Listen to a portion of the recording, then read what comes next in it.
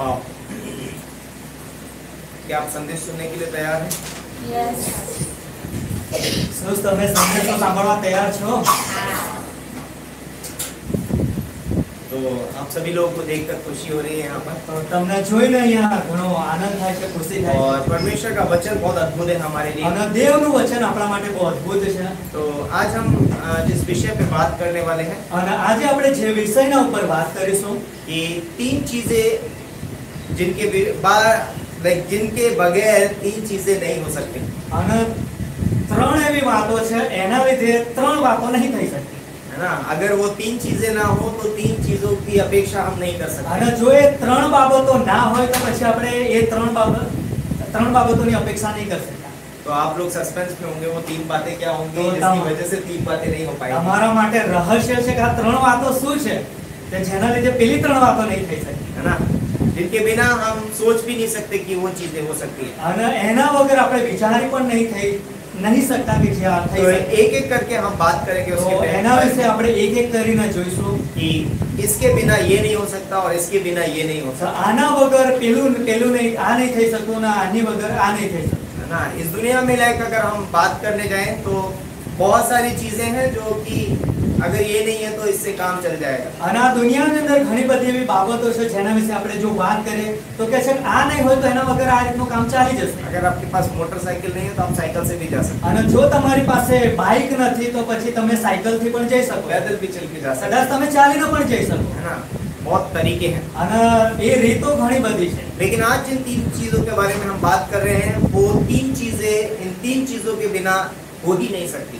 અને આ કે છે કે આજે આપણે જે ત્રણ બાબતોના વિશે વાત કરવાના છે એના વગર કે છે આ ત્રણ બાબતો બની જ નહીં શકતી. तो आइए हम सब लोग खड़े हो जाते हैं तो परमेश्वर का आओ वचन समय- पढ़ने के लिए। तो पहली बात जिस पे हम गौर करेंगे, આવો આપણે પોતાની જગ્યા પર પાસે. पहली चीज जिस पे हम बात करेंगे અને પહેલી બાબત કે જેના વિશે આજે આપણે વાત કરીશું वो है इब्रानियों का 9:22वीं पंक्ति અને पढ़ेंगे। ઇબ્રાની તેનો 9મો અધ્યાય એના 22મી કલમ, इब्रानी 9:22। હિબ્રુ તેનો 9મો અધ્યાય એના 22મી કલમ. और व्यवस्था के अनुसार प्राय सब वस्तुएं लहू के द्वारा शुद्ध की जाती हैं और बिना लहू बहाए क्षमा नहीं होगी। નિયમ શાસ્ત્ર પ્રમાણે ઘણું કરીને સગળું વસ્તુઓ રક્તથી શુદ્ધ કરવામાં આવે છે ને રક્ત વહેલાવ્યા વગર પાપોની માફી મળતી નથી.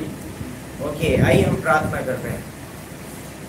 परमेश्वर पिता, हम धन्यवाद देते हैं इस खूबसूरत समय के लिए, इस दिन के लिए, इस वचन के लिए पिता परमेश्वर कि आपके लहू के बिना पापों की क्षमा नहीं है। धन्यवाद देते हैं, आपके नाम को ऊंचा उठाते हैं, आपकी महिमा, आपकी स्तुति करते हैं, सहायता और मदद मांगते हैं आपके वचन को प्रचार करने के लिए। आप अगुवाई कीजिए स्वर्गदूतों के द्वारा पिता परमेश्वर, इस स्थान को घेर लीजिए पिता परमेश्वर, और होने दे पिता परमेश्वर शैतान की हर एक चाल से, हर एक एक्टिविटीज को बांध दीजिए पिता परमेश्वर। कोई भी डिस्ट्रैक्शन ना हो पिता परमेश्वर, और मेरे मुख को छुए से पवित्र कर से मेरे नहीं पिता परमेश्वर, परंतु तेरे वचन निकले हैं। अपने वचन के द्वारा तो अपने लोगों से बातें करना, पवित्र आत्मा के द्वारा अगुवाई करो, प्रभु यीशु मसीह के नाम से मांगते हैं, आमीन।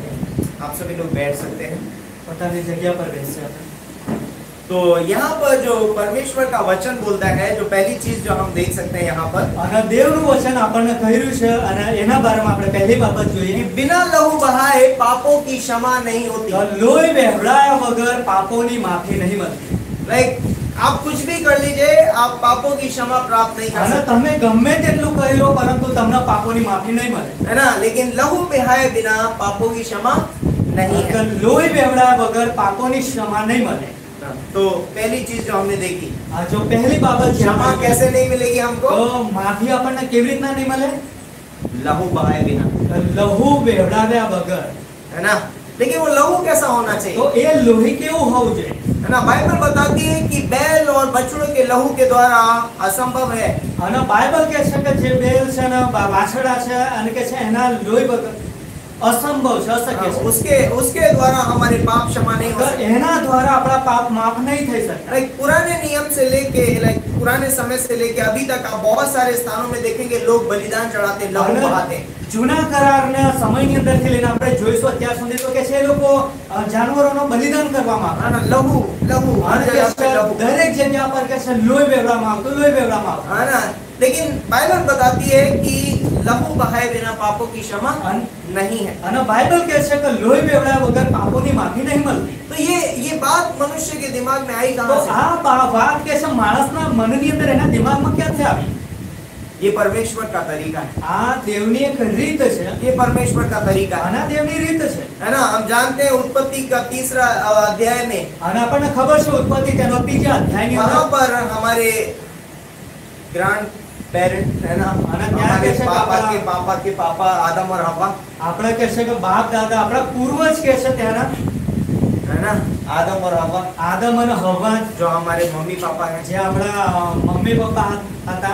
हैं? बोलते हैं कि वो उन्होंने परमेश्वर की आज्ञा का उल्लंघन અને किया, કે છે તેમણે કે છે દેવની આજ્ઞાને તોડી और નાખી. जब उन्होंने परमेश्वर की आज्ञा का उल्लंघन किया तब उन्होंने एक चीज की. અને જ્યારે તેમણે દેવની આજ્ઞાને તોડી નાખી ત્યારે એમણે એક બાબત કરી. उन्होंने जल्दी से अपने आप को ढकने की कोशिश અને की. ત્યારે કે છે પોતાને કે છે જલ્દીથી ઢાંકવાનો પ્રયત્ન वो अपने કર્યો पापों को छुपाने लगे, અને કે છે પોતાના પાપોને સંતાડવા लाग्યા. है ना.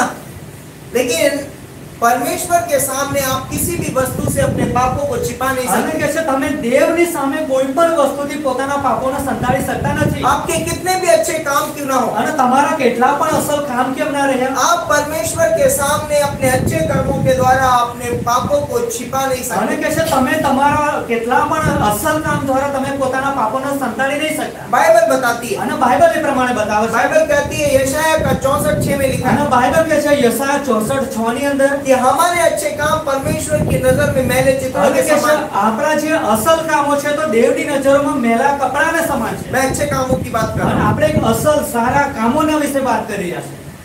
मैले चित्रों के समान. એ કે છે એકદમ ગંદા કપડાના જેવા છે.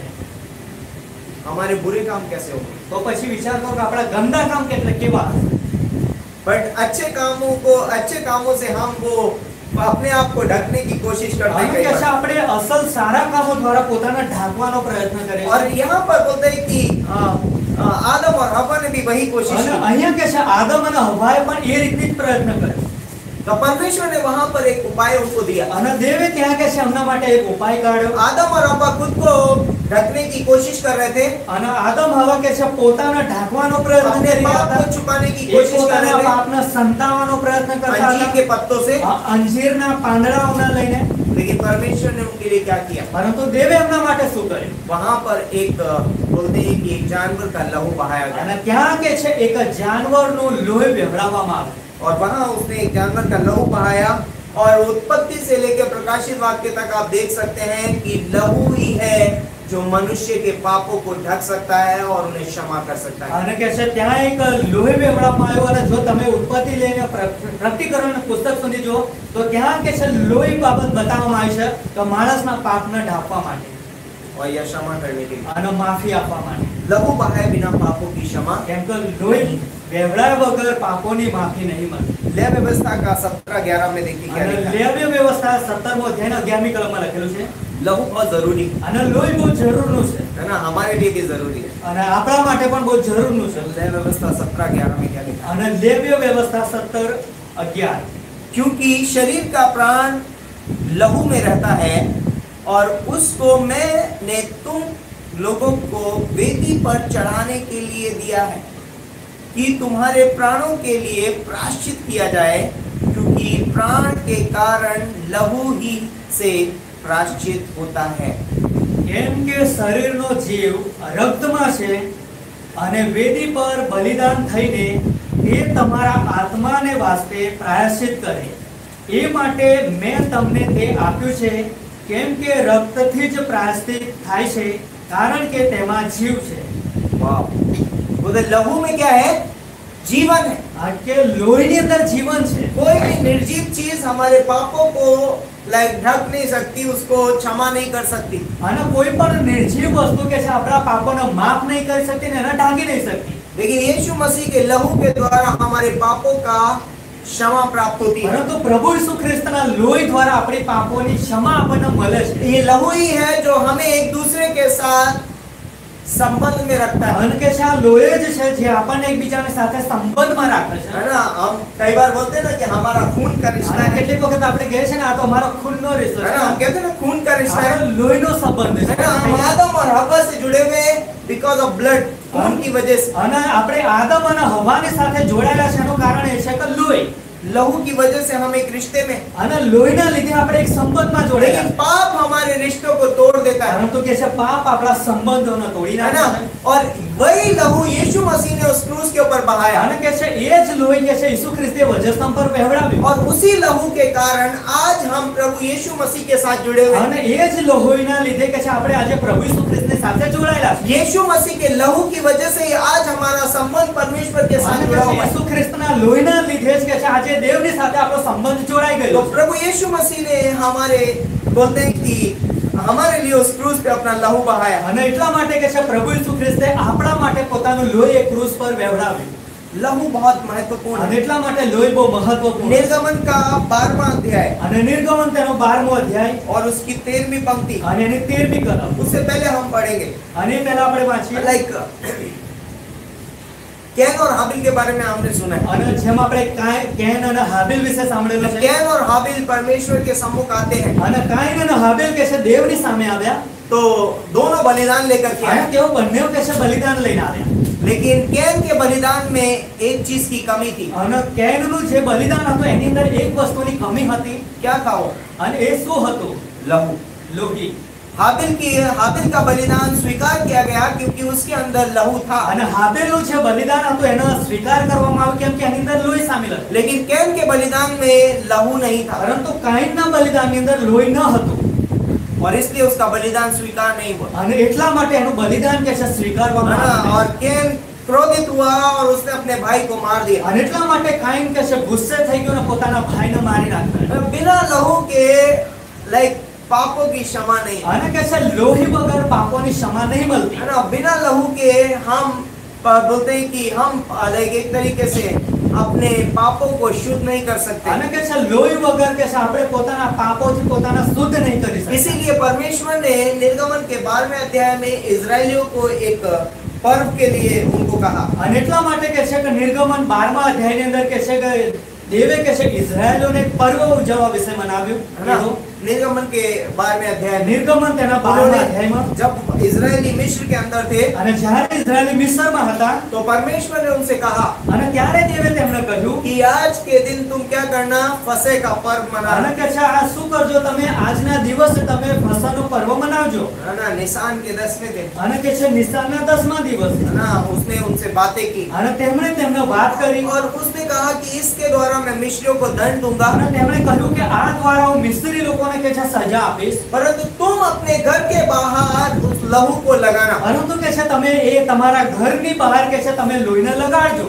ये फर्क नहीं पड़ता कि घर के अंदर कौन है, અને એનાથી કશો ફરક નહીં પડે કે ઘરની અંદર કોણ છે, कितना धर्मी है, हाँ, कितना विधर्मी है, કેટલો ધર્મી છે કે કેટલો અધર્મી છે, है ना, कितना अमीर है, कितना गरीब है, કેટલો ગરીબ છે કે કેટલો અમીર છે, कितना बुद्धिमान है, कितना मूर्ख है, કેટલો બુદ્ધિમાન છે કે પછી કેટલો મૂર્ખ છે, ये मायने नहीं અને रखेगा। એનાથી કશો ફરક નહીં है પડે। ना, आप कितना बाइबल पढ़ते हो, आप कितना चर्च जाते हो, इससे कोई फर्क नहीं અને पड़ता। તમે કેટલું બાઇબલ વાંચો છો કેટલું તમે મંડળીમાં જાવ છો એનાથી ફરક નહીં પડે। बट जिस घर के ऊपर लहू है, પરંતુ જે ઘરની ઉપર લોહી लागेલું છે उस घर के ऊपर परमेश्वर पास ओवर हो जाएगा, उस घर से परमेश्वर का आत्मा निकल जाएगा, हाँ। मतलब लाइक जब पास हो जाएगा उस घर में कोई हानि नहीं होगी। અને કે છે ત્યારે કે છે દેવના આત્મા કે છે એ ઘરની ઉપરથી પ્રસાર થઈને જશે અને એ ઘરની અંદર કોઈ પણ નુકસાન કે હાનિ નહીં થાય। है ना, उस घर में कोई नष्ट नहीं અને होगा એ ઘરની અંદર કોઈનો નાશ નહીં થાય क्योंकि उस घर पे लहू है। કેમ કે એ ઘરની ઉપર લોહી લગાડે। है ना, तो वहां पर एक ही चीज मायने रखती है, અને ત્યાં એક જ બાબત क्या उस घर पे लहू है। અગર એ ઘરની અંદર શું ત્યાં લોહી છે है ना, वो आज हम यीशु मसीह के लहू पर विश्वास करते અને हैं। આજે આપણે પ્રભુ ઈસુ ખ્રિસ્તના લોહી પર વિશ્વાસ કરીએ છીએ है ना, और उसके लहू के द्वारा हमारे पाप क्षमा हुए। અને एना લોહી દ્વારા આપણા પાપો माफ થાય છે। ये मायने नहीं रखता आप कैसे हैं, અને એનાથી કશો ફરક નહીં પડતો કે कहाँ આપણે के रहने કેવા वाले છે, हैं, આપણે कौन सी जनजाति के हैं, क्या है आपके पास, क्या नहीं है। અને આપણે ક્યાં રહીએ છીએ ને કઈ જાતિના છે ને આપણે કોણ છે ને આપણી પાસે શું છે ને શું નથી। पर यीशु मसीह का लहू आपके पाप क्षमा कर सकता પરંતુ ઈસુ ખ્રિસ્તનું લોહી એ તમારા પાપોને માફ है। કરી आज શકે। भी हम कलीसिया में प्रभु भोज लेते हैं, આજે પણ આપણે મંડળીમાં પ્રભુ ભોજન લઈએ છે है ना। वो जो हम जूस पीते हैं अंगूर का, અને જ્યાં આપણે રસ પીવે છે જે દ્રાક્ષનો રસ હોય છે वो किसका चित्र है? અને કયું चित्र બતાવે છે? यीशु કોનું मसीह છે? के लहू का प्रतीक, એ ઈસુ ખ્રિસ્તના લોહીનું પ્રતીક है ना। છે। वो लहू के प्रतीक की वजह से आज हम क्या हो जाते हैं? बचाए गए हैं, અને કે છે એ લોહીના પ્રતીકના લીધે આજે આપણે બચાવી है ना। લેવા यीशु मसीह का लहू, आज हम ये एक तरीके से घोषणा करते हैं कि इसकी वजह से प्रभु यीशु मसीह ने जो 2000 साल पहले मेरे लिए बहाया, उसको मैं याद कर रहा हूँ और इसलिए मैं ये जूस पी रहा हूँ। અને એટલા માટે કે છે હું એ પ્રમાણેનું એલાન કરું છું, ઘોષણા કરું છું કે જે ઈસુ ખ્રિસ્તે મારા માટે લોહી વેવડાવ્યું છે એની યાદગીરીમાં માટે હું આ રસ પીઉં છું। है ना। ये यीशु मसीह के लहू का અને એ प्रतीक પ્રભુ ઈસુ ખ્રિસ્તનું है। લોહી और છે। इसीलिए यूहन्ना का एक 29 में यूहन्ना बपतिस्मा देने वाला पुकार कर कहता है, અને એટલા માટે યોહાન બાપ્તિસ્મા દેનાર કે છે પોકારીને કહેવા लाग्यो। क्या कहता है वो? અને શું देखो કહેવા ये परमेश्वर का मेमना जो अरे- जगत के पापों को उठा ले અને जाता है। કહેવા लाग्यो કે જુઓ આ તો દેવનું હલવાન છે જે જગતના પાપોને ઉચકી લઈ જાય છે। कौन है वो? અને કોણ છે? क्यों यीशु मसीह को उसने मेमना कहा? અને શા માટે એણે દેવનું હલવાન કીધું? क्योंकि वो हमारे लिए एक दिन क्रूस पर अपना लहू बहाने કેમ वाला કે है। એ કહે છે કે એક દિવસ આપણા માટે એ વજસ્તંભ પર પોતાનું લોહી વેવડાવશે। पुराने नियम में यहूदी लोगों को लहू लेकर के जाना जरूरी था, एक बलिदान लेकर के जाना અને जरूरी था। જૂના કરારની અંદર કે છે યહૂદી લોકોને કે છે એ બલિદાનને લઈને કે છે લહુ માટે એમને જવું જરૂર है નહોતું। ना। तो पुराने नियम में जब हम सबसे पाप होते हैं, हम सब पापी हैं, અને જેમ કે બધાથી પાપ થાય છે ને આપણે બધા જ પાપી છીએ। तो पुराने नियम में परमेश्वर ने एक चित्र ठहराया था અને જૂના કરારની અંદર દેવે એક चित्र कि ठहरावेલું आने वाले समय में मेरा पुत्र एक दिन क्रूस पर मरेगा, एक આવનાર बलिदान દિવસની के અંદર મારો એક દીકરો કે છે કે ક્રૂસ પર બલિદાન रूप। થશે। तो वहां पर महायाजक साल में एक बार અને ત્યાં કે છે કે મહાયાજક વર્ષમાં એક વખત सब लोगों के लिए અને કે છે બધા લોકોના માટે एक बलिदान करता है, અને કે છે તે બલિદાન કરે और છે। उस बलिदान उस लहू को लेकर परम पवित्र स्थान में जाता है, मंदिर में, અને કે છે એ લોહીને લઈને કે છે કે મહાપવિત્ર સ્થાનની અંદર એ જાય છે। और वो उस वाचा के संदूक पर छिड़कता અને है, જે કરાર ક્રોસ હતો એની પર એ છાંટી દે છે। वाचा के संदूक पे। અને કે છે કરાર ક્રોસની ઉપર। और इसलिए बोलते हैं कि इसके द्वारा बाहर आकर के वो घोषणा करता है कि सबके पाप क्या हो गए? क्षमा हो અને गए। ત્યાર પછી કે છે બહાર આવીને કે છે એક પ્રકારનું એલાન કરે છે કે બધાના પાપ હવે માફ થઈ ગયા છે। है ना। यीशु मसीह हमारे लिए क्रूस पर मारा गया, અને પ્રભુ ઈસુ ખ્રિસ્ત આપણા માટે ક્રૂસ પર મરણ પામ્યા। उसको कब्र में रखा गया, એમને કબરની અંદર મૂકી દેવામાં और આવેલા। कब्र से तीसरे दिन यीशु मसीह जी उठा, અને કબરમાંથી ત્રીજે દાડે જીવતા થઈ ગયા। और उसने ये ऐलान कर दिया कि अरे- तुम्हारे पाप क्षमा हुए। અને એમણે ઘોષણા કરી નાખી કે તમારા પાપ માફ થઈ ગયા। लहू बहाए बिना पापों की क्षमा नहीं है। તો લોહી વેવડાયા વગર પાપોની માફી નહીં મળે। क्या आज वो क्षमा प्राप्त करना चाहते हैं? અને શું તમે આજે એ પાપોની માફી મેળવવા માંગો है છો? ना? क्या आप वो क्षमा प्राप्त करना શું चाहते हैं? તમે એ ક્ષમાને મેળવવા માંગો છો? क्या आप स्वर्ग जाना चाहते हैं? શું તમે સ્વર્ગ જવા માંગો છો? है ना। आप बोलते हैं कि इस दुनिया में ये बोलता है कि अगर एक व्यक्ति बोलता है कि एक भी पाप करेगा, वो एक पाप भी उसे स्वर्ग में जाने से रोक सकता है। અને જો આ દુનિયાની અંદર કોઈ વ્યક્તિ ફક્ત એક જ પાપ કરશે તો પણ કહેશે કે એને સ્વર્ગ જતા રોકશે। है ना। एक पाप भी अगर मेरे अंदर है तो वो मुझे स्वर्ग जाने से रोक देगा। અને જો એક પાપ પણ જો મારી અંદર છે તો મને સ્વર્ગ જતા મને રોકી દેશે। बोलते हैं कि हमारे पापों की क्षमा होनी बहुत અને जरूरी है। એટલા માટે કહે છે કે આપણા પાપોની માફી अगर હોવી हमारे જરૂરી पाप છે। क्षमा नहीं होंगे तो हम स्वर्ग नहीं जा અને सकते। જો આપણા પાપ માફ નહીં થાય તો આપણે સ્વર્ગમાં નહીં જઈ શકીએ। तो इस दुनिया में दूसरा और कोई रास्ता नहीं અને है આ દુનિયાની અંદર બીજો કોઈ રસ્તો નથી जो पापों की क्षमा दे सके। જે પાપોની માફી આલી શકે। कोई पापों की क्षमा नहीं दे सकता, અને કોઈ પાપોની માફી નહીં આલી શકતું। सिर्फ और सिर्फ यीशु मसीह का लहू। ફક્ત ને ફક્ત પ્રભુ ઈસુ ખ્રિસ્તનું લોહી જ। तो जो कोई ये विश्वास करता है कि यीशु मसीह मेरे पापों के लिए उस क्रूस पर मारा गया, અને જે કોઈ વ્યક્તિ આ પ્રમાણે વિશ્વાસ કરે છે કે ઈસુ ખ્રિસ્ત મારા પાપોના માટે એ ક્રૂસ પર મરણ પામ્યા, उसने अपना कीमती लहू मेरे लिए એમણે बहाया, પોતાનું બહુમૂલ્ય લોહી વેવડાવ્યું મારા માટે। वो एक दिन स्वर्ग में रहेगा। અને કે છે એ એક દિવસ એમની સાથે उसके સ્વર્ગમાં पाप રહેશે। क्षमा हो जाते हैं। એના પાપો માફ થઈ જાય છે। लहू बाइबल में एक चिन्ह के रूप में है, અને લહુ કે છે કે બાઇબલની અંદર એક ચિહ્નની રૂપમાં છે। जो जिसका अर्थ है અને જેનો અર્થ એવો થાય છે कि यीशु मसीह का जीवन जो हमारे लिए दिया गया। અને કહે છે કે પ્રભુ ઈસુ ખ્રિસ્તનું જીવન જે આપણા માટે આપવામાં આવ્યું, है ना, यीशु मसीह ने अपना जीवन उस क्रूस पर અને हमारे लिए પ્રભુ दे दिया। ઈસુ ખ્રિસ્તે પોતાનું જીવન કહે છે આપણા માટે ક્રૂસ પર આપ્યું। लाइक, और परमेश्वर उस बलिदान से प्रसन्न અને है। દેવ કહે છે બલિદાનથી પ્રસन्न થયા। आप कितने भी बकरे कुकड़े मुर्गे मार लो, અને તમે કેટલા પણ કહે છે બકરા કુકડા મરઘા મારી લો, परमेश्वर उस बलिदान से संतुष्ट અને नहीं है। દેવ કહે છે બલિદાનથી સંતુષ્ટ નથી, क्योंकि परमेश्वर को एक ऐसा बलिदान चाहिए। પરંતુ દેવને કહે છે કે એવા બલિદાનની જરૂર છે। परमेश्वर, बाइबल बोलती है कि जब एक मनुष्य ने पाप किया है तो एक मनुष्य का ही बलिदान। અને બાઇબલ કહે છે કે જો એક કરना पड़ेगा। માણસે પાપ કર્યું છે તો એક માણસે જ બલિદાન થવું પડશે, और तभी पापों की क्षमा हो અને सकती है। ત્યારે જ કે છે પાપોની માફી મળી શકે। इसीलिए इब्रानियों का 9:22 में लिखा है कि लहू बहाए बिना पापों की क्षमा नहीं हो અને सकती। એટલા માટે હિબ્રુઓના પુસ્તકમાં લખ્યું છે કે લોહી વહેવડાય વગર પાપોની માફી નહીં મળે। तो लहू नहीं है, क्षमा नहीं है। તો લોહી નથી તો માફી નથી। तो यीशु मसीह का लहू जो है वो एक पवित्र लहू है। અને પ્રભુ ઈસુ ખ્રિસ્તનું લોહી એક પવિત્ર લોહી છે, यीशु मसीह का लहू एक सामर्थी लहू અને है, ઈસુ ખ્રિસ્તનું લોહી એક સામર્થ્ય લહુ और છે, उसके द्वारा हमें क्षमा प्राप्त અને होती है। એના દ્વારા આપણને ક્ષમા મળી और જાય। परमेश्वर उस बलिदान से, उस लहू से संतुष्ट है। અને દેવ કહે છે બલિદાનથી એ લોહી દ્વારા કહે છે સંતુષ્ટ થઈ है ना, ગયા। जब यीशु मसीह बलिदान हुआ तो उसने अपना लहू स्वर्ग के मंदिर में जाकर के छिड़क दिया और उसने परमेश्वर को प्रसन्न कर અને दिया। જ્યારે ઈસુ ખ્રિસ્ત કહે છે બલિદાન થયા ત્યારે કહે છે એમણે એ પોતાનું લોહી લઈને કહે છે સ્વર્ગીય મંદિરની અંદર એમણે છાંટી દીધું।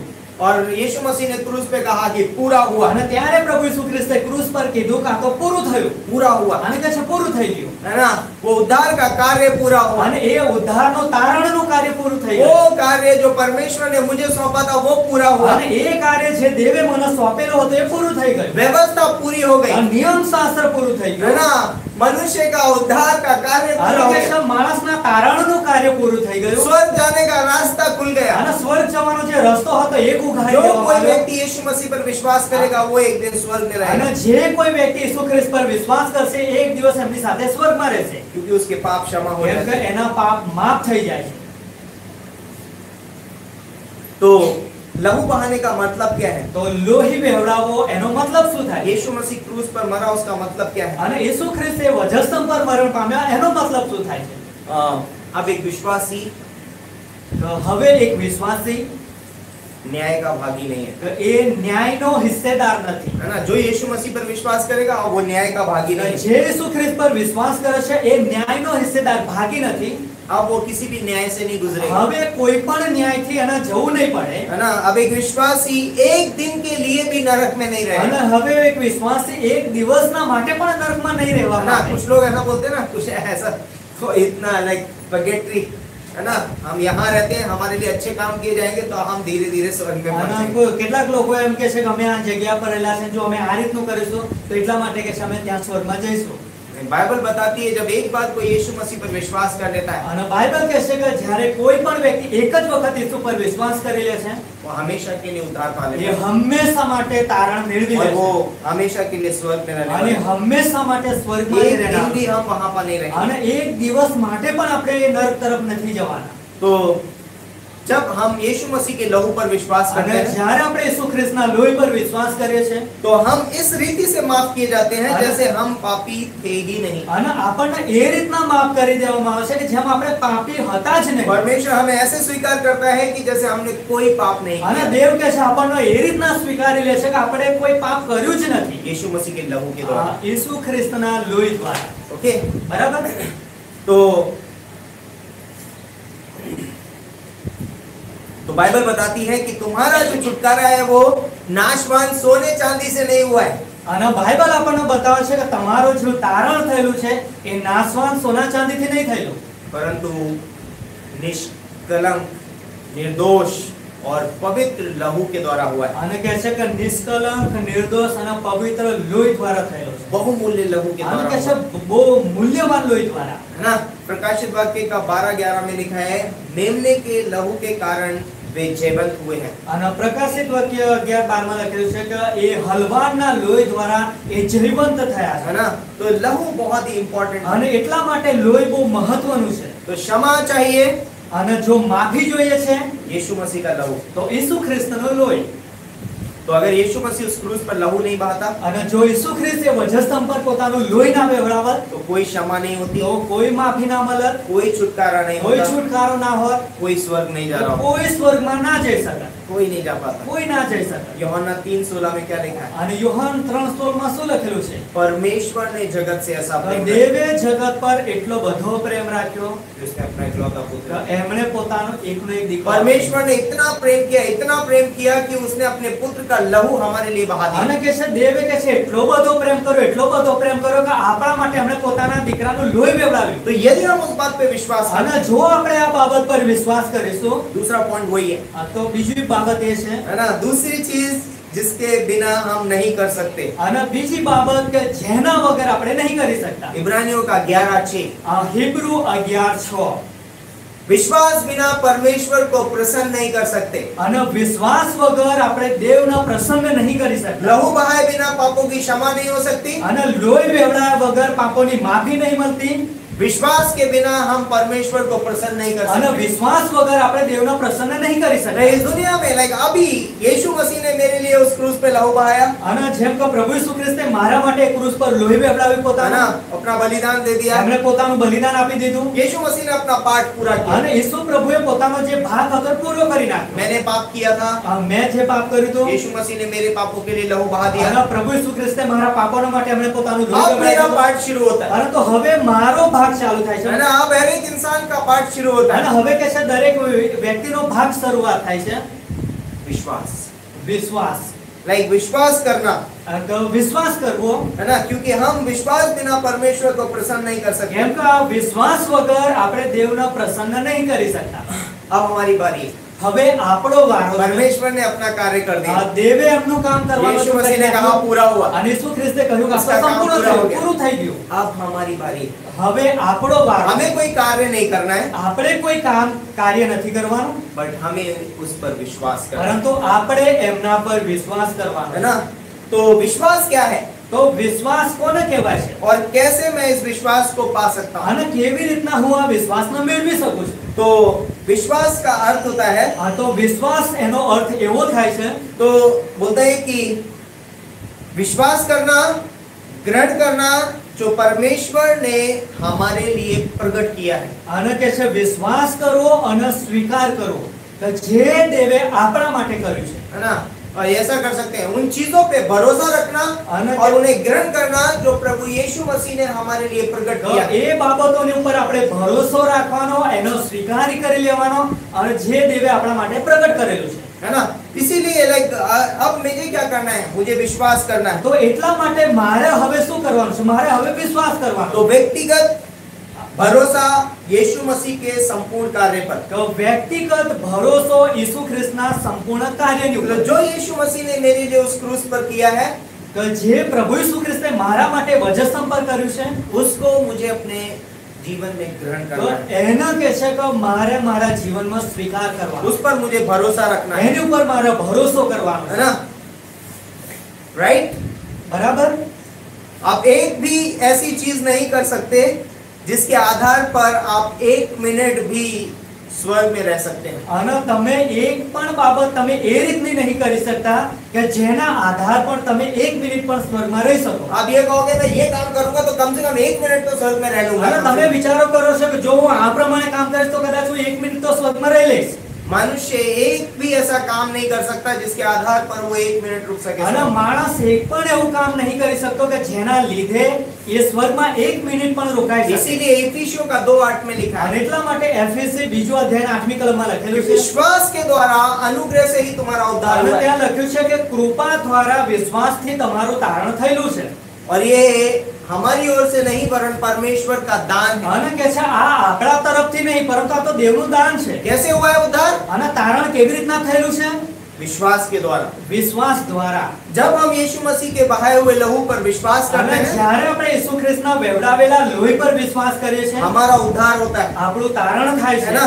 अगर मेरा उद्धार मेरे कर्मों पर आधारित होता तो आज शाम को भी मरने में मुझे डर लगता। અને જો મારો વિશ્વાસ જો મારા કર્મોની ઉપર આધાર રાખતો તો આજે પણ કે છે મને આજે સાંજે પણ મને બીક લાગે। कितने लोग मरता कंफर्म समय। है कि आज मैं मर जाऊंगा तो मैं स्वर्ग चला અને जाऊंगा। કેટલા લોકોને એવી ખાતરી છે કે જો હું આજે મરી ગયો તો સ્વર્ગમાં જતો है રહીશ। ना, इस दुनिया में आप इस अच्छे से अच्छे व्यक्ति के पास चले जाइए, અને તમે આ દુનિયાની અંદર એક સારાના સારા વ્યક્તિના પાસે તમે જઈને जो बहुत જતા अच्छे काम करता हो, અને જે બહુ ઘણા સારા કામો है કરે ना, છે बहुत धर्म पुण्य रिवाज અને करता કે हो, છે ઘણા દાન ધર્મ પુણ્ય રિવાજો કરે છે। उसको पूछ लेना, अगर आप आज मरना चाहेंगे आप आज स्वर्ग जाएंगे। અને જો તમે એમને જઈને પૂછશો અને કહેશો કે જો તમે આજે મરી જશો તો શું તમે સ્વર્ગમાં જશો कंफर्म नहीं बता તો सकते, એ તમને ખાતરીપૂર્વક કશું નહીં બતાવે। लेकिन विश्वास के द्वारा हम एक दिन स्वर्ग में रहेंगे, પરંતુ વિશ્વાસ દ્વારા આપણે એક દિવસ સ્વર્ગમાં રહીશું। है ना। हम यीशु मसीह पर उसके बहाए हुए लहू पर विश्वास करते हैं અને આપણે પ્રભુ ઈસુ ખ્રિસ્તના વહેવડાવેલા લોહી પર આપણે વિશ્વાસ કરીએ છીએ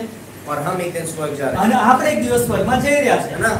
तो उद्धार पाने के बाद અને તારણ મેળવ્યા પછી हम पाप करते हैं, તારણ મેળવ્યા પછી પણ આપણે પાપ કરીએ છીએ। हर दिन हर मिनट में पाप करेंगे, આપણે તો દરરોજ અને હર મિનિટની અંદર પાપ કરી નાખીએ છીએ। है ना। मैं ये नहीं कह रहा हूँ कि हम पाप रहित हो जाते हैं, અને એ બાબત નહીં કહેતા કે આપણે પાપ વગરના થઈ જાય છે, लेकिन जब हम जब हम उद्धार पा लेते हैं, अगर हम प्रभु यीशु मसीह के साथ अच्छी संगति नहीं रखते हैं, અને આપણે કે છે તારણ પામી લીધેલા છે અને જો આપણે તેમની સાથે એક સારી સંગતિ નહીં રાખતા है ना, और जो मुझे मिला है उसको अपने जीवन में इस्तेमाल नहीं करता, અને જે મને મળ્યું છે આપવામાં આવ્યું છે જો હું એનો ઉપયોગ નહીં કરતો तो मैं हर मिनट में पाप करूंगा। તો હું હર મિનિટની અંદર પાપ કરીશ। अगर मैं परमेश्वर के लिए इस्तेमाल नहीं होगा અને જો હું તેમના માટે ઉપયોગ નહીં થતો तो एक विश्वासी को भी शैतान और पाप इस्तेमाल कर सकता है। તો કે છે એક વિશ્વાસીનો શૈતાન અને પાપ કે છે એનો ઉપયોગ કરી શકે છે। बाइबल बताती है, અને બાઇબલ કહે છે याकूब का 1:21 में लिखा है, અને याकूब 1:21 માં લખેલું છે कर्म बिना विश्वास मरा हुआ है, અને કે છે કર્મ વગર વિશ્વાસ મરેલો છે। है ना। कर्म बिना विश्वास मरा हुआ है। અને કે છે કર્મ વગરનો જે વિશ્વાસ છે મરેલો છે। मैं ये नहीं कर रहा हूँ कि कर्मों से उद्धार मिलेगा, અને એ બાબત નથી કહેતા કે કર્મો દ્વારા તમને તારણ મળશે, लेकिन जब हमने उद्धार पा लिया है, પરંતુ જ્યારે આપણે તારણ મેળવી લીધેલું છે हमें उद्धार किससे मिला है? તો આપણને તારણ કેવી રીતના મળેલું છે, કોના દ્વારા મળેલું છે, किससे मिला है? આપણને કોનાથી તારણ મળેલું છે? पापों से उद्धार मिला है, हमें આપણને પાપોથી તારણ મળેલું છે लहू के द्वारा। અને કે છે લોહી દ્વારા। तो अगर मैं प्रभु यीशु मसीह के लिए इस्तेमाल नहीं होता हूँ, અને જો હું ઈસુ ખ્રિસ્તના માટે ઉપયોગ નહીં થતો तो मैं फिर से वही चीज कर रहा था जिससे मैं छुटकारा पाया। તો હું ફરીથી એ બાબતો જ કરીશ જેનાથી મને છુટકારો મળ્યો હતો। तो याकूब बोलता है कि तू मुझे कर्म दिखा, मैं तुझे विश्वास અને दिखाऊंगा, એટલા માટે યાકૂબ કહે છે કે તું મને કર્મ દેખાડ હું તને વિશ્વાસ દેખાડીશ। है ना। तो कर्म बिना विश्वास मरा हुआ અને है, એટલા માટે કહે છે કે કર્મ વગર કે છે વિશ્વાસ મરેલો છે। है ना। बाइबल बताती है कि हम हमारा विश्वास जो है वो कैसे प्रकट करेंगे कि मेरा विश्वास प्रभु यीशु मसीह पर है। તો બાઇબલ બતાવે છે કે આપણો જે વિશ્વાસ છે આપણે કેવી રીતના દેખાડીશું કે ઈસુ ખ્રિસ્ત મારા માટે મરણ પામ્યા। कैसे हम दिखाएंगे कि हमारा विश्वास प्रभु यीशु मसीह અને पर है? કેવી રીતના હું એ રીતનું દેખાડીશ કે મારો વિશ્વાસ ઈસુ ખ્રિસ્તની ઉપર છે? कैसे કેવી રીતના बता सकते हैं? બતાવી શકો છો આના વિશે? जब मैं उसकी अगुवाई में चलता हूँ, તો જ્યારે હું એની આગેવાનીમાં ચાલું है છું ना, जब मेरे अंदर पवित्र आत्मा के फल दिखाई देते અને हैं, જ્યારે કે છે મારી અંદર પવિત્ર આત્માના ફળો દેખાવા जब લાગશે मैं प्रभु यीशु मसीह जैसा सोचता हूँ, અને જ્યારે હું ઈસુ ખ્રિસ્તના જેવું વિચારવા લાગુ છું जब मैं अपने आप को उसके हाथों में दे देता અને हूँ, જ્યારે હું પોતાને કે છે અમને હાથોમાં સોંપી દઉં છું मैं एक मसीही जीवन जीता हूँ, અને ત્યારે હું એક ખ્રિસ્તી જીવન જીવું છું तब लोग मुझे देखकर कहते हैं ओ ये मसीह लोग। અને ત્યારે એ લોકો જોઈને કહેશે કે આ તો ખ્રિસ્તી લોકો છે। लहू बहा दिया गया मेरे लिए, મારા લીધે લોહી બેવડાવી मैंने દેવામાં આવ્યું विश्वास છે। कर लिया, उद्धार मिल गया, મેં વિશ્વાસ કરી લીધો મને તારણ મળી ગયું लेकिन अभी भी मैं वहीं पर हूँ। પરંતુ હવે પણ હું એ જ જગ્યા પર છું मैं प्रभु को मैंने अपने आप को प्रभु के हाथों में नहीं અને दिया, કે છે મેં પોતાના પ્રભુના હાથમાં નહીં આપ્યો આજે। मैं उसके लिए इस्तेमाल नहीं हो रहा हूँ, હું એના માટે ઉપયોગી નહીં થઈ રહ્યો। मैं अभी भी शैतान के लिए, संसार के लिए और पापी स्वभाव के लिए इस्तेमाल हो रहा हूँ। હું હજુ પણ કે છે એ સંસાર માટે, શૈતાન માટે અને પાપજુના પાપી સ્વભાવના માટે ઉપયોગ થઈ રહ્યો છે. रोमियो का 6:1 में लिखा है અને રોમન 6 અને 1 માં લખેલું છે कि जहाँ पाप बड़ा, अनुग्रह उससे कहीं अलग है। અને ત્યાં લખ્યું છે કે જ્યાં પાપ વધ્યું ત્યાં કે છે કૃપા વધારે વધતી ગઈ. तो क्या हम पाप ही करते તો रहे? પછી શું આપણે પાપ કરતા જ રહીએ? बाइबल बताती है कि नहीं, कदापि તો नहीं, બાઇબલ કહે છે કે ના, ક્યારેય નહીં.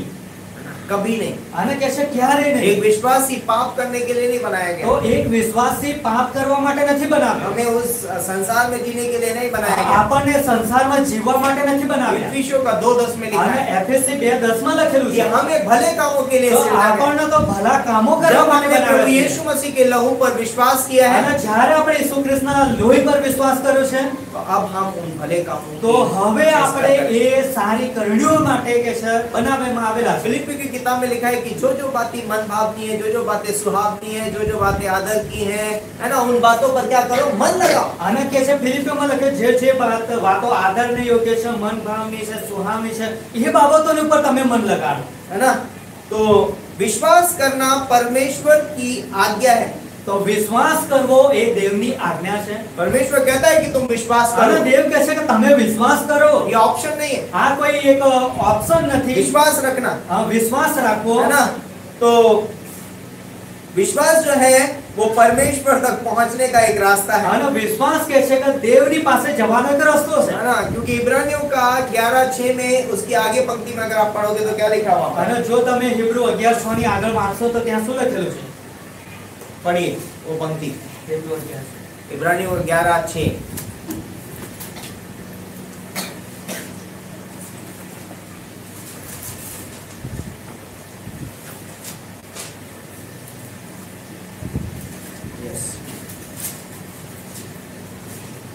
और विश्वास बिना उसे प्रसन्न करना अनहोना है, क्योंकि परमेश्वर के पास आने वाले को विश्वास करना चाहिए कि वह है और अपने खोजने वाले को प्रतिफल देता है। પણ વિશ્વાસ વગર દેવને પ્રસન્ન કરવો એ બનતું નથી, કેમ કે દેવની પાસે જે કોઈ આવે છે તેને તે છે અને જો તેને ખંતથી તેને ખોરે છે તેઓને તે પ્રતિફળ આપે છે. यस, जब आप परमेश्वर के पास आ रहे हो आपको विश्वास करके आना અને है। જ્યારે તમે દેવની પાસે આવો છો તો વિશ્વાસની સાથે આવો છો. विश्वास से। વિશ્વાસથી. कैसे विश्वास से? તો કેવા વિશ્વાસથી? पूर्ण विश्वास से। પૂર્ણ ખંતથી. कितने लोग यहाँ पर आधी कुर्सी पे बैठे અને हैं? કેટલા લોકો અહીંયા અડધી ખુરશી પર બેઠેલા છે? कितने लोग आधा भार देके बैठे हो? અને आधा भार देके बैठे કેટલા हो? લોકો અડધો જ ભાર મૂકીને બેઠેલા છે? कितने लोग आधा भार दिया है? અને कुर्सी કેટલાક का? લોકોએ પોતાની और ખુરશી પર અડધો જ ભાર મૂકેલો છે आधा संभाल के અને रखा અડધો સંભાળીને રાખેલો છે. है ना? रखा है आपने? શું એ રીતનું રાખ્યું છે તમે? रिलैक्स बैठे। તમે એકદમ આરામથી બેઠેલા છો.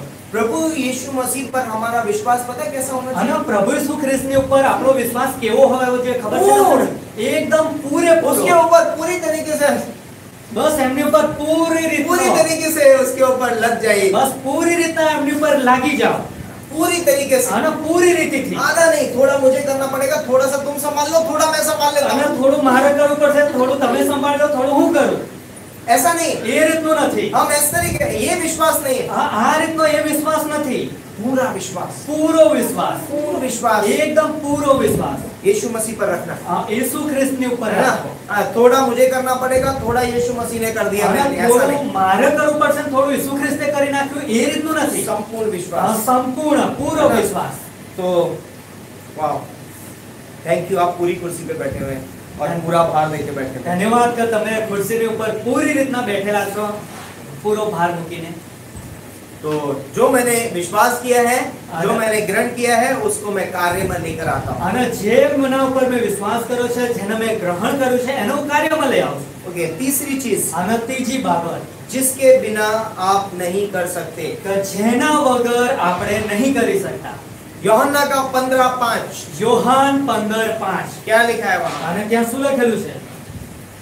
हम सब कोई बहुत कुछ करना चाहते हैं, અને આપણે બધા જ કે છે ઘણું બધું કરવા માંગીએ છીએ. बहुत कुछ करना चाहते આપણે हैं। ઘણું બધું કરવા માંગીએ છીએ. हम सोचते हैं कि अरे मैं ये कर सकता हूँ, मैं वो कर सकता हूँ, અને આપણે વિચાર કરે છે કે હું આ પ્રમાણે કરી શકીશ, તેની પ્રમાણે કરી है ना? નાખીશ. और लूका के 15वें अध्याय में भी एक पुत्र है जो अपने पिता के बगैर बहुत कुछ करना चाहता है। અને કે છે લુક 15માં અધ્યાયમાં એક દીકરો છે કે જે પોતાના પિતા વગર કંઈક કરવા માંગે છે। लेकिन यहाँ पर लिखा है, मैं दाखलता हूँ, तुम डालियां हो, जो मुझ में बना रहता है और मैं उसमें, वह बहुत फल फलता है, क्योंकि तुम मुझसे अलग होकर कुछ नहीं कर सकते। હું તો દ્રાક્ષા વેલો છું ને તમે ડાળીઓ છો, જે મારામાં રહે છે અને હું તેમનામાં તે જ ઘણા ફળ આપે છે, કેમ કે મારાથી નીડા રહીને તમે કંઈ કરી શકતા નથી। हम परमेश्वर के बिना, यीशु मसीह के बिना कुछ नहीं कर सकते। અને આપણે પ્રભુ ઈસુ ખ્રિસ્તના વગર, દેવ વગર કંઈ પણ કરી શકીએ એમ कुछ નથી। नहीं कर सकते। આપણે કંઈ કરી શકીએ એમ है ना? નથી। विश्वास करने के बाद में जो तीसरी चीज जो हमारे जीवन में होती है, અને વિશ્વાસ કરવા દ્વારા જે ત્રીજી બાબત જે આપણા જીવનમાં બને છે, वो है परमेश्वर का पवित्र आत्मा हमें मिलता है। જે દેવનો પવિત્ર આત્મા આપણને મળી જાય છે। और वो पवित्र आत्मा અને કે છે એ જે પવિત્ર આત્મા છે, हमारे जीवन में यीशु मसीह का प्रतिनिधित्व અને करता है। એ કે છે આપણા જીવનમાં કે છે ઈસુ ખ્રિસ્તનું प्रतिनिधित्व કરે છે। क्या करता है? અને શું કરે છે? यीशु मसीह का प्रतिनिधित्व, પ્રભુ ઈસુ ખ્રિસ્તનું प्रतिनिधित्व। है ना? लाइक उसका काम है यीशु मसीह को हमारे जीवन से प्रदर्शित અને करना, એમનું કામ એ છે કે આપણા જીવન દ્વારા ઈસુ ખ્રિસ્તને દેખાડવા। है ना? तो जब वो हमारे जीवन में आता है, અને જ્યારે કે છે પવિત્ર આત્મા આપણા જીવનમાં આવે છે, हमें उस पर निर्भर होना बहुत અને जरूरी है। ત્યારે કે છે આપણે એમની ઉપર નિર્ભર રહેવું બહુ જરૂરનું है છે। ना? इसीलिए गलातियों का 5:22 में क्या लिखा અને है? એટલા માટે ગલાતી 5:22 માં શું લખેલું ये છે? आत्मा का फल तो प्रेम है, અને ત્યાં લખ્યું છે કે આત્માનું ફળ એ તો પ્રેમ છે। आनंद है, शांति, धीरज, कृपा, भलाई, संयम, सहनशीलता, नम्रता, विश्वास, અને આ રીતના ફળો છે કે છે। है ना? तो ये सारे फल कब आते हैं? जब हम पवित्र आत्मा पर निर्भर जीवन અને जीते हैं। આ ફળો આપણી અંદર ક્યારે આવે છે? જ્યારે આપણે પવિત્ર આત્મા પર નિર્ભર રહીને જીવીએ છે।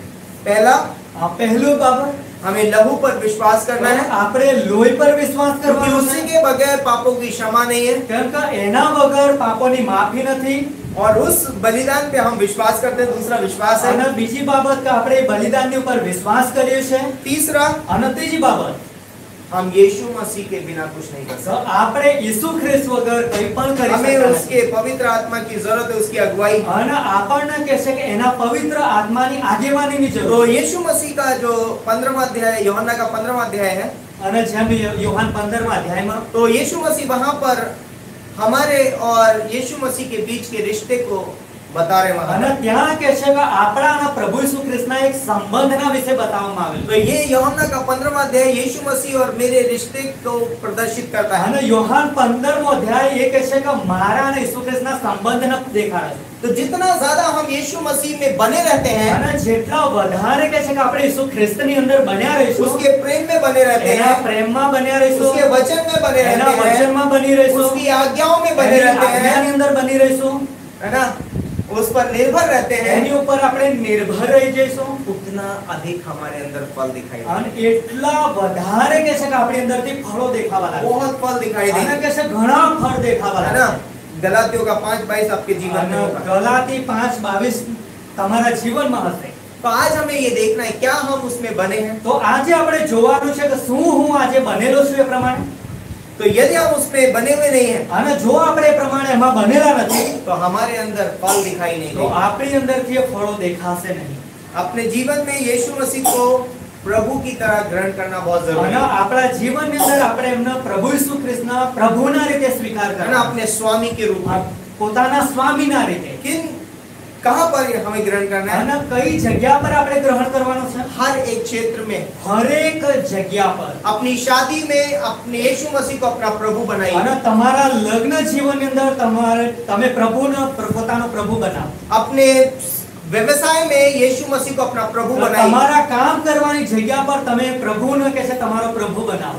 अपनी कमाई में, अपने पॉकेट में प्रभु यीशु मसीह को अपना प्रभु અને કે बनाइए। છે તમારી કમાઈની અંદર તમારા પાકીટની અંદર એને તમે પ્રભુ બનાવો। आप मेरे इस पैसे के मालिक हैं। તો તમે મારા પૈસાના માલિક છો।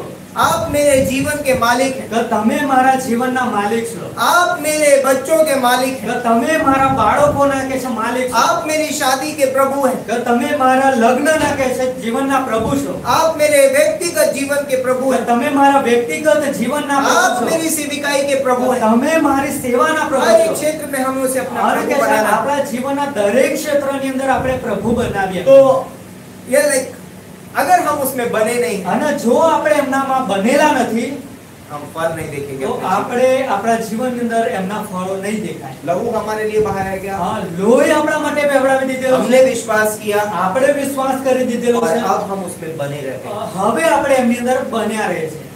तो तीन चीजें जो हम नहीं कर सकते, તો ત્રણ બાબતો જે નતા કરી શકતા આપણે ત્રણ બાબતોના લીધે। लहू बहाए बिना पापों की क्षमा नहीं है, લોહી બેવડાવ્યા વગર પાપોની માફી ન હતી, विश्वास बिना परमेश्वर को प्रसन्न नहीं कर અને सकते, વિશ્વાસ વગર આપણે દેવને પ્રસન્ન નહીં કરી શકતા, और परमेश्वर यीशु मसीह के बिना हम कुछ नहीं कर सकते। અને ઈસુ ખ્રિસ્ત દેવના વગર આપણે કંઈ પણ કરી શકીએ એમ નથી। आप सेविकाई नहीं कर सकते यीशु मसीह के बिना, તમે સેવા નહીં કરી શકતા ઈસુ ખ્રિસ્ત વગર, आप किसी से प्रेम नहीं कर सकते जब तक आप प्रभु यीशु मसीह के प्रेम को अपने जीवन में ग्रहण नहीं અને करते। તમે પ્રેમ કોઈને નહીં કરી શકતા જ્યાં લગીન તમે ઈસુ ખ્રિસ્તના आप પ્રેમને किसी को સ્વીકારી ન લો। अनुग्रह नहीं दे सकते यदि आप प्रभु यीशु मसीह के अनुग्रह में बने ना અને हो। તમે કોઈને કૃપા ત્યાં લગીન ના આપો જ્યાં લગીન તમે દેવની કૃપામાં બનેલા ના હો। आप किसी को क्षमा नहीं कर सकते यदि आप परमेश्वर से क्षमा ग्रहण नहीं અને करते। તમે કોઈને માફ નહીં કરો ત્યાં લગી જ્યાં लगी તમે देवથી क्षमा पामेला है નથી। ना, बाइबल बोलती है, पतरस ने बोला मैं कितनी बार अपने भाई को क्षमा આમાં करूं? પિતર કહેવા લાગ્યો કે હું મારા ભાઈને કેટલી વખત માફ કરું। एक गलती के लिए એક दिन में દિવસમાં એણે એક ભૂલ કરી એના માટે, क्या 7 बार? તો પછી 7 વખત। पर यीशु मसीह ने कहा नहीं, 7 गुना 70, પરંતુ ઈસુ ખ્રિસ્તે કહ્યું કે 7 ગણી 70 વખત, 490 बार અને કે છે 490 વખત, एक दिन में, ફક્ત એક જ દિવસમાં, एक ही गलती के આ लिए એક જ ભૂલના માટે 490 बार અને क्षमा। 490 વખત માફ કરો। और ये नंबर जो है वो मनुष्य के लिए है। અને આ જે નંબર છે ગણતરી એ કે છે માણસના માટે છે, ये अनुग्रह उसके पीछे भी, उसके भी बाहर चला जाता है કેમ કે કૃપા તો એની પણ પાર જાય છે, है એની ना, પણ- अनुग्रह उसके भी बाहर क्षमा करता है। કૃપા તો કે છે એની પણ બહાર જઈને માફ और કરી દે ये છે। यीशु मसीह अनुग्रहकारी है અને પ્રભુ ઈસુ ખ્રિસ્તે તો કૃપાથી ભરપૂર છે, ना, वो हमें हमारे लिए नंबर नहीं रखता અને है એ કે છે આપણા માટે કોઈ ગણતરી નહીં રાખતા। ना। क्या एक दिन में कोई आपके सामने 490 बार गलती कर सकता है? શું एक ही કોઈ गलती। વ્યક્તિ તમારી સામે એક ही બાબતને લઈને 490 વખત ભૂલ કરી શકે છે? कई बार ऐसा होता है कि हम 1-2 में ही पक जाते हैं, અને કેટલીક વખત બની શકે છે આપણે એક બે વખતમાં જ કે છે કંટાળી જઈએ છીએ। हमसे 1-2 भी नहीं झेलते, આપણે એક બે વખતે આપણે આમ उसके बाद ही हम बहुत क्रोधित हो जाते हैं। ત્યાર પછી તો આપણે બહુ ઘણા ગુસ્સો કરે, અરે ઘણું થઈ ગયું આ બધું તો। 100 बार तो परमेश्वर क्षमा कर આ देता है। 100 ऐसा संसार बोलता है સંસાર એવું કે 100મી વખત તો દેવ ना, 100 गलतियों में तो परमेश्वर भी क्षमा नहीं करता है 100 ભૂલ તો કે છે 100 વખતની ભૂલ તો કે છે દેવ પણ માફ નહીં કરતા। है ना। पर बाइबल बताती है कि यीशु मसीह क्षमा करने वाला परमेश्वर है। પરંતુ બાઇબલ કહે છે કે ઈસુ ખ્રિસ્ત એ તો ક્ષમા આપનારો દેવ છે। तो लहू बहाए बिना पापों की क्षमा नहीं है, એટલા માટે લોહી વેવડા વગર विश्वास પાપની बिना માફી નથી। परमेश्वर को प्रसन्न नहीं कर અને सकते। વિશ્વાસ વગર આપણે आप દેવના कितने પ્રસન્ન भी નહીં अच्छे કરી काम શકતા। लेके चले जाओ, यीशु मसीह प्रसन्न होने અને वाला તમે है। કેટલા પણ અસલ કામો લઈને જાઓ પણ પ્રભુ ઈસુ ખ્રિસ્ત પ્રસન્ન નહીં થાય તમારા। विश्वास करना बहुत जरूरी है, વિશ્વાસ કરવો એ જરૂરી છે। संपूर्ण विश्वास, સંપૂર્ણ પૂરો વિશ્વાસ पूरा विश्वास, અને પૂરો વિશ્વાસ और यीशु मसीह में बने रहे। અને ઈસુ ખ્રિસ્તની અંદર બની રહેવું। एक विश्वासी जीवन बिना बने प्रदर्शित नहीं होता। એક વિશ્વાસી જીવન કે છે વગર બની રહે કે છે દેખાડી શકાતું हाँ, નથી। यीशु मसीह में यदि हम बने नहीं हैं, हम विश्वासी जीवन प्रकट नहीं कर सकते। અને જો આપણે ઈસુ ખ્રિસ્તમાં બનેલા નથી તો આપણું વિશ્વાસી જીવન આપણે દેખાડી નહીં શકતા। ओके, બરાબર? आमीन। આમીન। तो 3 चीजें जो आप नहीं कर सकते તો ત્રણ બાબતો જે તમે નહીં કરી શકતા बिना 3 बातों के, વગર ત્રણ વાતો, लहू, विश्वास एंड बने रहे। લોહી, વિશ્વાસ અને બની રહેવું यीशु मसीह, ઈસુ ખ્રિસ્તમાં। यीशु मसीह के बिना हम कुछ नहीं कर અને सकते। ઈસુ ખ્રિસ્ત વગર આપણે કંઈ નહીં કરી શકતા। आमीन। આમીન। आइए प्रार्थना करें। પ્રાર્થના કરીએ। परमेश्वर पिता, हम धन्यवाद देते हैं इस खूबसूरत समय के लिए, इस दिन के लिए धन्यवाद देते हैं तेरे प्रेम, तेरे अनुग्रह के लिए कि हम तुझसे अलग होकर कुछ नहीं कर सकते। यस, आप महान हैं, आप अनुग्रहकारी, आप दयालु हैं। इस वचन के द्वारा आप हमसे बात करें। पवित्र आत्मा के द्वारा प्रभु यीशु मसीह के नाम से।